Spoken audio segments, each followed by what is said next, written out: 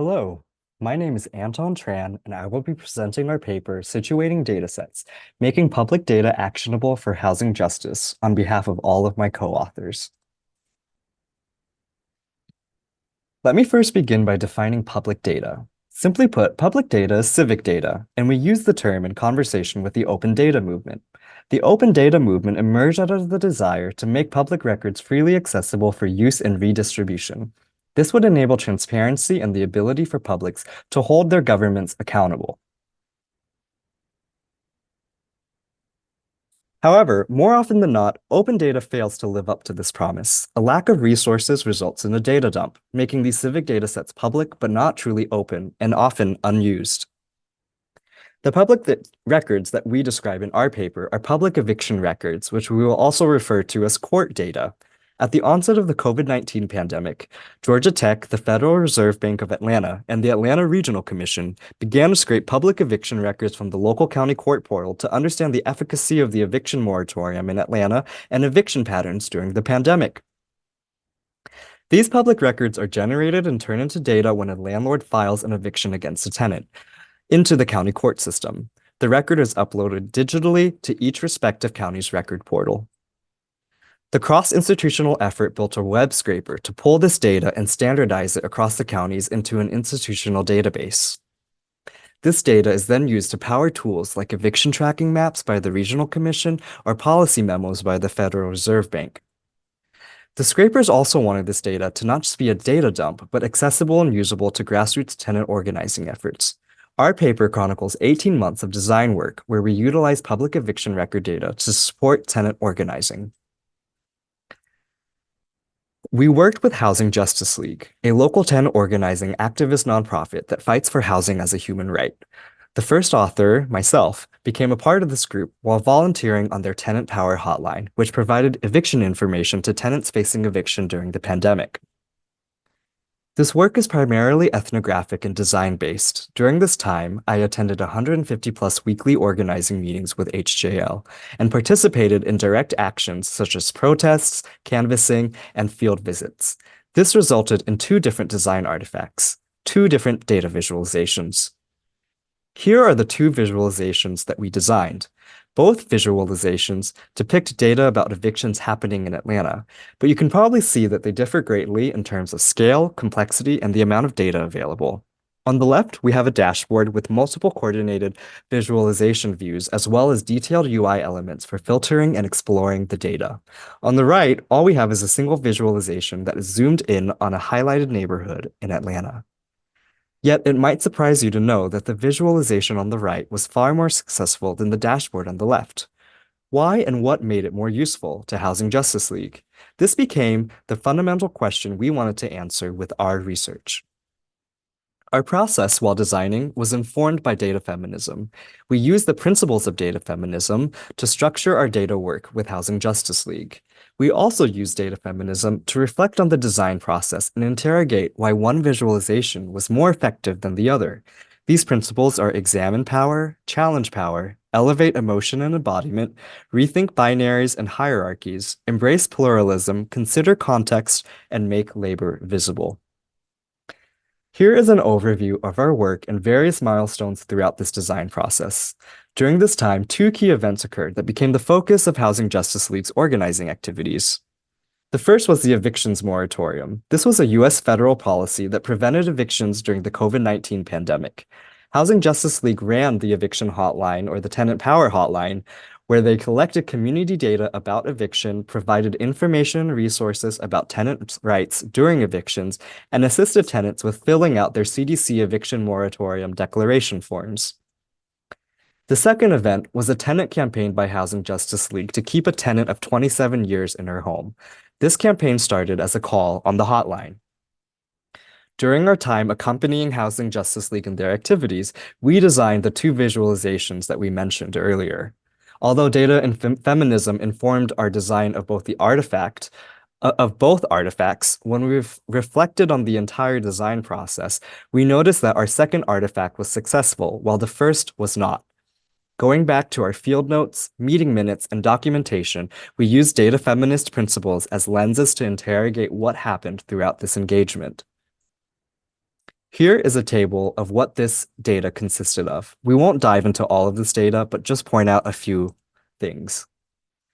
There are defendant and plaintiff names. What's important to note is that the Federal Reserve Bank and the Atlanta Regional Commission did not want defendant name data to be released because of the stigma around eviction and eviction records. For context, an eviction record becomes a data point in the tenant screening process and credit score check when people apply for new housing. It often severely impinges someone's ability to get new housing. Finally, we also had address level data that could show us where evictions were happening. This would be the defendant address, since that is the site of the eviction. Initially, Housing Justice League did not have the full context of this data, so we developed a data manual that explained the data, what was in it, and where it came from. This was based off of data feminism's critique of open data and the lack of context. We also conducted a participatory design workshop to further scaffold the court data. However, instead of identifying clear use for the court data, many of the questions and thoughts surfaced in the workshop centered on the political nature of data and tenant organizing. These were things that could not be discretely counted, at least not right away. They were bigger questions. Because the workshop only led to bigger questions, we decided to rebuild an eviction tracker for Housing Justice League utilizing the court data. This was a Tableau dashboard that showed the location and volume of evictions built by previous student volunteers. We conducted a user walkthrough where Housing Justice League explained the tool for us, trying to use it to identify eviction hotspots on their web browser. These hotspots provided areas where Housing Justice League could drop off free eviction education manuals. Previously, this tool was on Tableau and performed quite poorly because of the scale of data and the pre-processing it required. It was built by previous student volunteers, so it was built on their institutional login, and this also did not give ownership of the tool to Housing Justice League. Also, the browser version of Tableau simply just cannot handle this volume of data, or the machines that people use cannot handle this volume of data through that form of the application. But unfortunately, this browser version is typically the most accessible and a free option for many of these small grassroots efforts. So we decided to re-implement and optimize this dashboard for Housing Justice League and hosted it on an account that belonged to them. This optimized the dashboard and allowed for rapid filtering, zooming, and exploring of evictions happening in the greater Atlanta area. We also kept updating it regularly with new court data as it came in. When we showed this to Housing Justice League in a weekly meeting, one volunteer had the idea of using the dashboard to identify slumlords, landlords who are responsible for frequent and serial evictions. However, we quickly realized that the dashboard could not support those tasks. While the visualizations were able to highlight relevant addresses, the court data was pre-processed to de-identify the people in it. So while the dashboard made the data accessible and legible for Housing Justice League, it remained unused. After building the dashboard, I grew my role within the organization and became a data steward for the eviction hotline. Through this work, I understood intimately how data is not just a way of counting something, but a record of a relationship to build tenant solidarity. Working on the hotline was a form of emotional labor. And the data that Housing Justice League collected from the hotline painted a changing landscape of eviction. The US CDC eviction moratorium also ended by September 2021. From the data, we knew that there were higher accruals of rent debt after the moratorium ended, along with uninhabitable housing units because of slumlord neglect. This was also the time where we engaged in this campaign to keep a senior tenant of 27 years in her home. It was also during this campaign that other tenants in the neighborhood approached Housing Justice League with their own landlord issues. This was when we first heard of Starwood Capital Properties, a private equity firm that was buying homes in the neighborhood. So we started to look for Starwood Capital in our data. Identifying an owner is quite difficult. Plaintiffs, especially corporate ones, never use their real name, but use a shell company name. We saw that name was SFR ATL Owner 4. We first thought that SFR was coded for Starwood and parsed the court data for plaintiff names that had SFR in it. It was also at this time that Housing Justice League began a relationship with Private Equity Stakeholder Project, a nonprofit that aims to hold private equity companies accountable. They had a list of the naming convention of Starwood and shared it with us. We soon realized that SFR stood for single family rental, a string used by many investors when they incorporate shell companies. To get a full picture of Starwood's grasp, we had to consult more than just the eviction data. We had to use property tax assessment records to piece this together.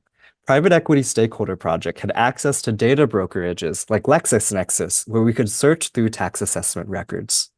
We had to link tax assessment and corporation records and eviction records to get a full picture of Starwood Capital in Atlanta. All this work eventually led us to build the second visualization, the Starwood map. This is a single map visualization of 1,014 properties owned by Starwood Capital that we could identify. This is much smaller than the eviction dashboard, which had hundreds of thousands of data points. We also visualized a 1-mile radius centered on the address of the tenant member that we were organizing a campaign around, and found over 90 properties owned by this private equity firm. By centering on and highlighting this area, the visualization confirmed community accounts of what was happening and what Housing Justice League suspected was happening across the city through the hotline.